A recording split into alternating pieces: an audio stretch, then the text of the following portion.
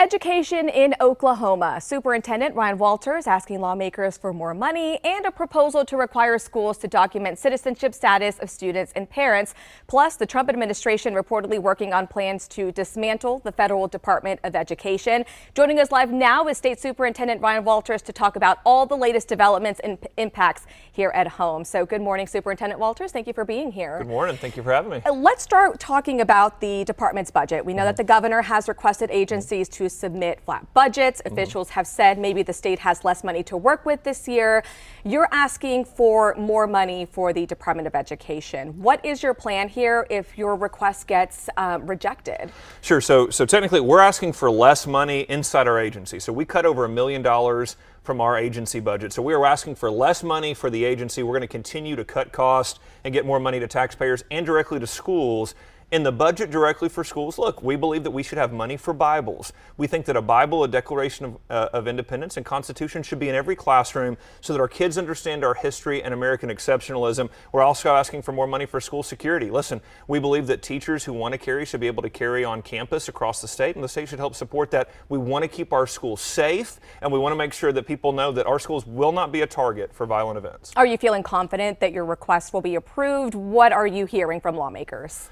I feel very confident in it, but we continue to have those discussions, and this is always, it's a great process, right? You go back and forth with both the House and the Senate. We've got great relationships in both, and they give us feedback, and we kind of talk through those proposals. So we're in the process right now, but great conversations, and I've appreciated the feedback in the process. Okay, let's talk about President Trump. We're getting the reports that he could soon order the Secretary of Education to look at dismantling the U.S. Department of Education. Let's talk about how this could possibly lead to funding shortfalls for public schools across the country, especially for programs like special education, Title I funding. Yeah. What are you doing here? Are you speaking with the Trump administration? What are your plans? Yeah, so first of all, I have no concerns like that. I've seen the left and I've seen some in the national media talk about those. That's not going to happen. So what President Trump has done is tremendous.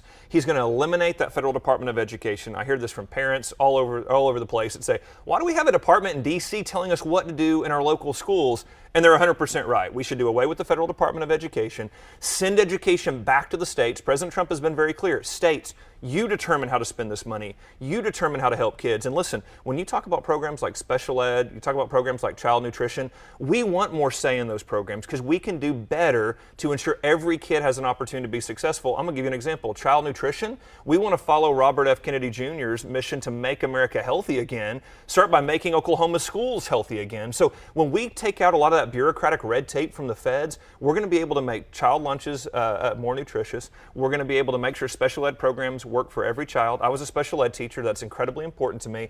I believe we can make those decisions better locally than any bureaucrat in D.C. can. If this were to happen, do you know how much each state would receive in funding, how that would all work?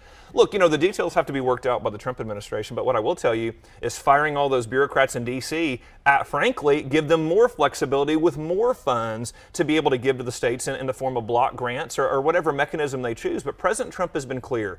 It's about decentralizing power. He doesn't want power centralized in D.C.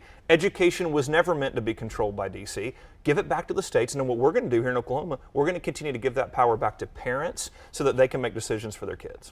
Let's talk about your proposal now to require schools to document citizenship status for students and for parents. What purpose will this serve for education in the state? Yeah, so number one, first of all, we've got to get accurate counts. I just enrolled my kids last week in our local public school, and you've got to put certain information in there, like residence. You've got to put in there whether you own your home, rent your home. All this type of information.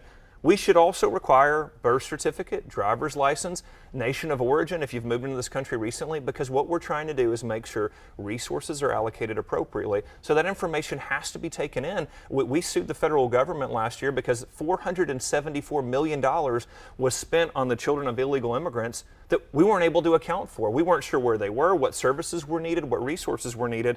We've got to have that information. And secondly, law enforcement needs that information. We have a child sex trafficking epidemic in this country. They've talked about tens of thousands of children have been trafficked across the border. We have gangs like MS-13 that have entered into our schools. We've got to make sure that law enforcement have this information. And I've seen the left make these wild accusations against law enforcement. And let me be clear, Law enforcement, they're professionals. They're going to go in, they're going to take out criminal targets and make sure that they're deported. Families are kept together. They've been very clear on their priorities, but they have to be given the information in order to keep our kids safe. So we're going to work with the Trump administration and law enforcement to do that. Now, when you say gangs like MS-13 have entered the schools, do you mean the students themselves? Do you mean the families, the parents? But no, so what we've heard from ICE already is the average age of a MS-13 gang member is around 19 or 20. Some of the gang members are as young as 14 years old.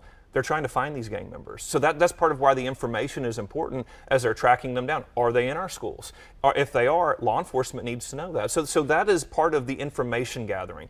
Information is what law enforcement needs. It's also what we need to make decisions on where resources go and what schools are seeing growth and from where. And so the information is vital. Taxpayers have demanded this. They want transparency. They want to know how much money is being spent on illegal immigrants in our schools. And they also want to make sure that our kids are safe. So this information is vital. Now, this is now in the hands of legislators. If this is approved, say a parent, families, they go enroll their students, they are U.S. citizens, but they don't want to answer that question, what happens then? Look, that's part of what we're working through, but look, this is typical information of, again, if you go and enroll your kids today, they're going to ask you for certain information, and they're not going to let you enroll. Now, look, California's done crazy stuff like require vaccinations or they don't let you enroll in schools. No, we're not doing that. This is Oklahoma. But we are saying, look, we need to know who you are. We need to know information about your identity, so that's driver's license, birth certificate. If you've moved into the country, where's the country of origin, where have you come from? These are things that we're going to require moving forward. And so, listen, parents are going to be told they need to provide this information, and right now, they are asked to provide a lot of information. If you've ever gone through that process, we ask certain things.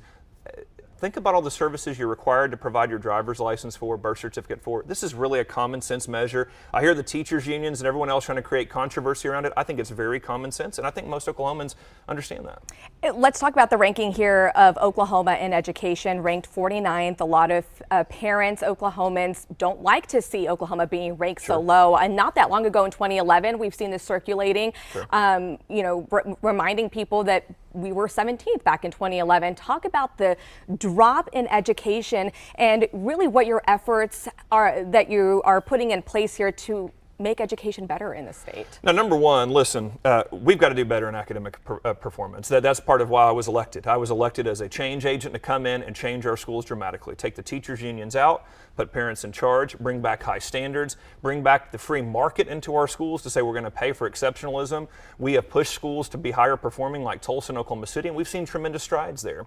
And we're going to continue to do that. We're unapologetic. Our schools should do better. Our parents deserve better.